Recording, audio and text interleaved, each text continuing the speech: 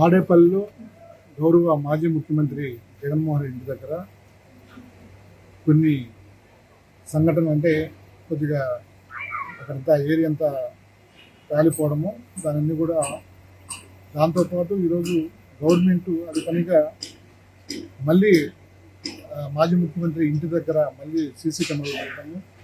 అంటే వాళ్ళ ఉద్దేశం ఏంటంటే ఇక్కడికి ఎవరెవరు సిఐపీలు వస్తారా, ఎవరు లీడర్ పార్టీలో జాయిన్ అవుతున్నారా, ఎవరెవరు ఇది అవుతున్నారని తెలుసుకునేదానికి ఒక క్రిమినల్ కాన్ఫిడెన్స్గా ఒక చూస్తుంటే వాతావరణం కనబడుతుంది. ఇది దాదాపు గౌరవ మాజీ ముఖ్యమంత్రి వైఎస్ఆర్సీపీ నాయకుడు పార్టీ అధ్యక్షుడు జగన్మోహన్ రెడ్డి గారు నాకు ఎక్కడో ఆయన పైన ఏదో నిఘా పెట్టారని మాకు అనుమానం రేకెత్తిస్తుంది. ఎందుకంటే ఇప్పుడు చంద్రబాబు నాయుడు అధికారంలోకి వచ్చిన తర్వాత దాదాపు అనేకమైన వాగ్దానాలు చెప్పినారు. దాదాపు కొన్ని వందల ఫాల్స్ హామీలు ఇచ్చారు. ఏ ఒక్కరు కూడా నెరవేర్చలేదు.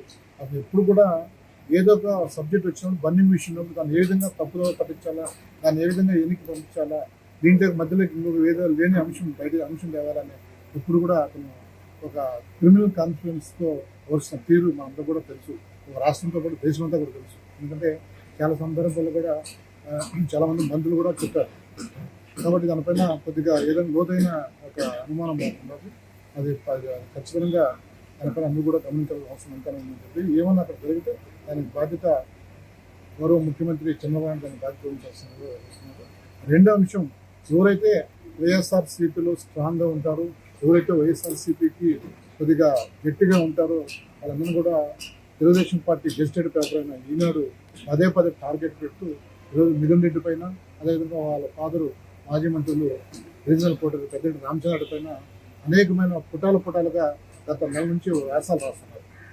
మేము ఒకటే అడుగుతున్నాం, ఈరోజు ఏదైతే ఈ యొక్క ఫోర్త్ పిల్లర్ ప్రజాస్వామ్యానికి ఫోర్త్ పిల్లర్ ఏదైతే ఉందో ఈ పత్రిక స్వేచ్ఛమైన పత్రిక, అటువంటి స్వేచ్ఛమైన పత్రికలో నువ్వు ఇష్టం వచ్చినట్టు ఒక వ్యక్తిని టార్గెట్ చేసి ఒక పార్టీని టార్గెట్ చేయడం అది రాయడం తప్పు. ఎందుకంటే ఎందుకంటే జర్నలిజం పైన ఒక నమ్మకం ఉంది. పత్రిక స్వేచ్ఛకు ఎప్పుడు కూడా ఒక ఇది ఉంటుంది, ఒక ఆ సంపద ఎదురు పైన కానీ ఆ సంపద పైన. కానీ ఇన్ని కూడా మిగతా పేపర్ల పైన కూడా దానిపైన ఆ విధంగా నమ్మకం కోల్పోతుందని చెప్పేసి భవిష్యత్ తరం కూడా ఒకసారి పత్రిక పేపర్ల యజమాని కూడా గమనించాల్సిన అవసరం ఉంది.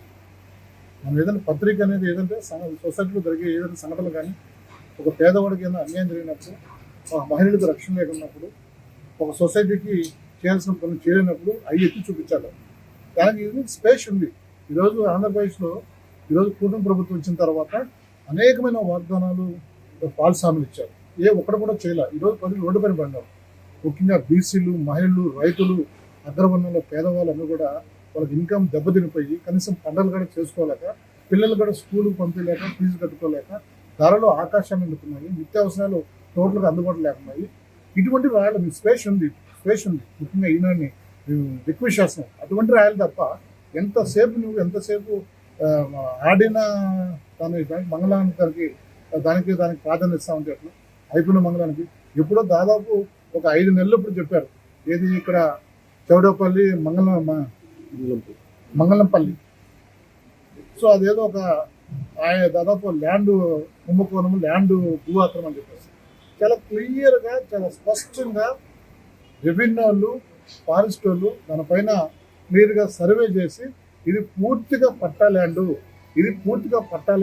అని చెప్పిన తర్వాత కూడా మళ్ళీ మీరు పదే దానిపైన మీకున్న ఏదైతే గెజిటెడ్ పేపర్ దాన్ని రాయడం ఎంతవరకు సరిపోతుంది కూడా నేను క్వశ్చన్ చేస్తున్నాను. ఇప్పుడు నిజంగా దానికి కాస్ట్ అంతా చూసుకున్నా తిప్పి కొడితే 3 కోట్లు కూడా కాదు. ఆ 3 కోట్లు పెట్టి మీరు ఒకటేమైనా భూ ఆక్రమణ అంటే వ్యక్తి యొక్క క్యారెక్టర్ అసెస్ చేయడము, పార్టీని డ్యామేజ్ చేయడము, వాళ్ళ యొక్క ఏదైతే ఉన్నాయో ఆ పార్లమెంట్ సభ్యులు మిథున్ రెడ్డి కానీ, ఆ ఫ్యామిలీని పెద్ద రామచంద్ర రెడ్డి కానీ డ్యామేజ్ చేసేదని కూడా మీరు కంకణం కట్టుకోవడం కూడా తెలియజేస్తారు.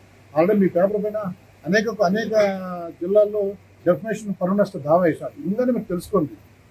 ప్రజలకు సంబంధించిన వ్యాసాలు రాయాలా, ప్రజలకు సంబంధించిన న్యూస్ రాయాలా, ప్రజలకు సంబంధించిన కొన్ని మంచిగా కొన్ని అడ్వైజ్ చేయాలా. అవి లేకుండా ఇంత స్పేస్ ఉంటే మీకు మీరు సూపర్ 6 అంటే గట్టి కొట్టండి, మెచ్చుకుంటారు పేపర్. రాష్ట్రం జరుగుతున్న అనేకమైన కుంభకోణాలు కొట్టింది, దాన్ని మెచ్చుకుంటారు. ఈరోజు జాతీయంలో ఏదైతే నేషనల్లో మనకు రావాల్సిన ఏదైతే ఫండ్స్ ఉన్నాయో, ఏదైతే విభజన అంశాల్లో రావాల్సినవి ఈరోజు జాతీయ ఏదైతే ఉన్నదో మన ఎన్ఆర్జీఎస్కి సంబంధించిన దాంట్లో మనకు కోతలు ఇచ్చారు. అదేవిధంగా హౌసింగ్లో కోత ఇచ్చారు. గతంలో మనకు జగన్మోహన్ రెడ్డి గారి హాయంలో 31 లక్షలు ఇల్లు ఇచ్చాము. అదేవిధంగా 26 లక్షల మందికి ఇంటి స్థలం ఇచ్చారు. ఈరోజు కనీసం మనకన్నా చిన్న స్టేట్ మణిపూర్లో దాదాపు 6,000 ఇల్లు వస్తే కనీసం 500 ఇల్లు కట్టించుకోలేని పరిస్థితి ఈరోజు కూడం ప్రభుత్వం. కానీ శాంక్షన్ తెచ్చుకోలేకపోతున్నాం, డబ్బులు తెచ్చుకోలేకపోతున్నాం. ఇంతమంది ఎంపీలు ఉన్నారు, ఒక్క కూడా పార్లమెంట్లో క్వశ్చన్ కారణం ఎక్కడ మీ కేసులు బయట తీస్తారో, ఎక్కడ మీ పైన ఈడీ పెడతారని చెప్పేసి కూడా ఇక్కడ అందరూ కూడా దాన్ని మభ్య పెట్టి వాళ్ళతో ఎంతసేపు సాహిత్యం చూస్తారా. రాష్ట్ర ప్రజల యొక్క బాగోగులు, రాష్ట్ర ప్రజల యొక్క మనోభావాలు, రాష్ట్ర ప్రజల యొక్క విలువలు ఏ విధంగా కాపాడాలని కూడా ఈరోజు లేడీస్ రక్షణ లేకుండా పోయింది.